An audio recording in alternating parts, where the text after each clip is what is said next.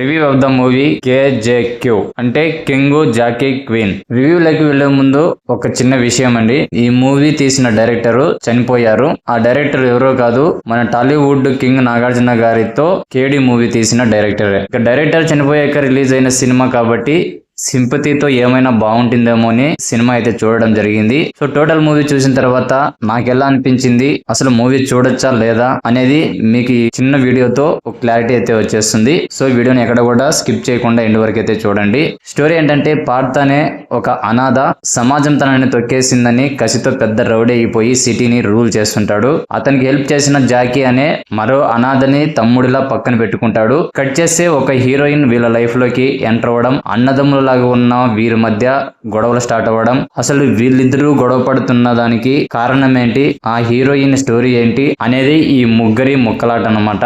అసలు first half start అయినప్పటి నుండి కూడా ఈ ముగ్గురి యొక్క క్యారెక్టర్ల ఇంట్రొడక్షన్స్, వాళ్ళ పాతకాలపు దందాలు చూపిస్తుంటే నేను 2026 లో ఉన్నానా లేక 1990లో ఉన్నానా అనే డౌట్ నాకే వచ్చింది. అంత రొటీన్ మాఫియా సినిమా ఇది. పార్థ అనే అతను సిటీని రూల్ చేయాలని ప్రతి ఒక్కడిని తొక్కుకుంటూ వెళ్తుంటాడు. అరే నాయన, సిటీని రూల్ చేయడం అంటే ఇంత ఈజీనా? మున్సిపల్ కార్పొరేషన్ పర్మిషన్ ఇచ్చినట్టు ఇతను డిసైడ్ అవ్వడమే సిటీ తన కంట్రోల్లోకి వచ్చేస్తుంది. దీనికి తోడు మన జాకీ ఎంట్రీ ఇచ్చి ఒక ఎస్ఐని లేపేస్తాడు.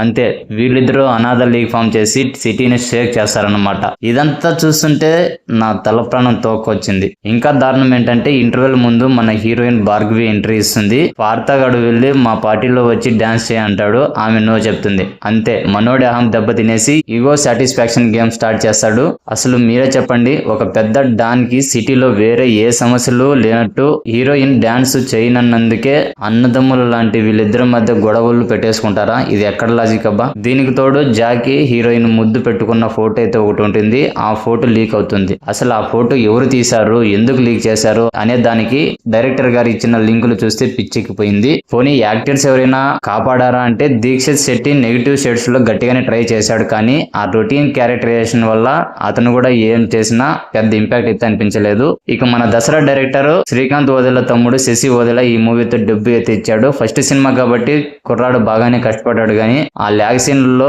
అతని మొహం చూస్తున్నంతసేపు నేను ఎందుకు ఈ సినిమా ఒప్పుకున్నాను రా బాబు అన్నట్టు ఒక రకమైన ఎక్స్ప్రెషన్ అయితే కనిపించింది నాకు. ఇక హీరోయిన్ యుక్త తరేజా గురించి చెప్పాలంటే, డైరెక్టర్ గారు ఆమెకి యాక్టింగ్ స్కోప్ కంటే బోల్డ్ సీన్స్ కి ఎక్కువ ప్రిఫరెన్స్ ఇచ్చినట్టున్నారు. సెకండ్ హాఫ్ లో ఆమెకి ఒక పెద్ద ఫ్లాష్ బ్యాక్ పెట్టారు. బాబోయ్, ఆ ఫ్లాష్ బ్యాక్ చూసినంతసేపు థియేటర్ లో ఫోన్ ఓపెన్ చేసి రీల్స్ చూసుకోవడం స్టార్ట్ చేశా. ఇక సినిమాలో యాక్షన్ సీన్స్ అబ్బా, సినిమా మొత్తం యాక్షన్ ఎపిసోడ్స్ దట్టించేశారు. ప్రతి 5 నిమిషాలకు ఒకడు గన్ను తీయడం, ఇంకొకడు నరకడం, ఇలా రక్తపాతం తప్ప అందులో కంటెంట్ అయితే ఏమీ లేదు. విజువల్స్ పరంగా సినిమాటోగ్రఫీ ఓకే అనిపించిన, ఎడిటింగ్ మాత్రం ఘోరాతి ఘోరం. ఫస్ట్ హాఫ్ లో ఉన్న ల్యాగ్ సీన్స్ చూస్తుంటే ఎడిటర్ గారు బహుశా నిద్రపోయారేమో అనిపించింది. కనీసం ఆ రొటీన్ సీన్లైనా కట్ చేస్తుంటే కాస్త తలనొప్పి అయితే తగ్గేదేమో.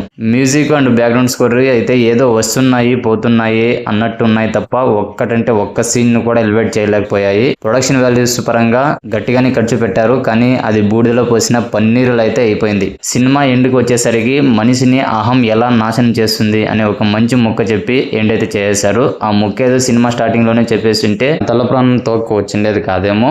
అందరి ఫ్లాష్ బ్యాక్స్ మనం ఇదివరకు 100 సినిమాలు చూసేసిన రొటీన్ కథలే. స్క్రీన్ మీద ఏం జరుగుతుందో నెక్స్ట్ సీన్ ఈజీగా అయితే గెస్ట్ చేసేయచ్చు. ఫైనల్ గా చెప్పాలంటే, ఈ మూవీ పాత చింతకాయ పచ్చడి రౌడీజియం కథని కొత్త సీసాల్లో పోసి అమ్మడానికి ట్రై చేసిన crime action drama. Bold scenes, routine నరుగుడు సినిమాలు ఇష్టపడే వాళ్ళు టైం పాస్ కోసం ఒకసారి అయితే చూడొచ్చు. నార్మల్ ఆడియన్స్ మాత్రం థియేటర్కి వెళ్తే తలపోటు పక్క. థియేటర్కి వెళ్ళి డబ్బులు వేస్ట్ చేసుకోవడం కంటే ఓపిక ఉంటే ఓటీటీలో వచ్చే వరకు వెయిట్ చేయడం 100 రెట్లు బెటర్. నా సైడ్ నుంచి ఈ సినిమాకి నేను ఇస్తున్న రేటింగ్ 2. ఇలాంటి సింపుల్ అండ్ జెన్యూన్ రివ్యూస్ కోసం మన ఛానల్ని తప్పకుండా సబ్స్క్రైబ్ చేసుకోండి.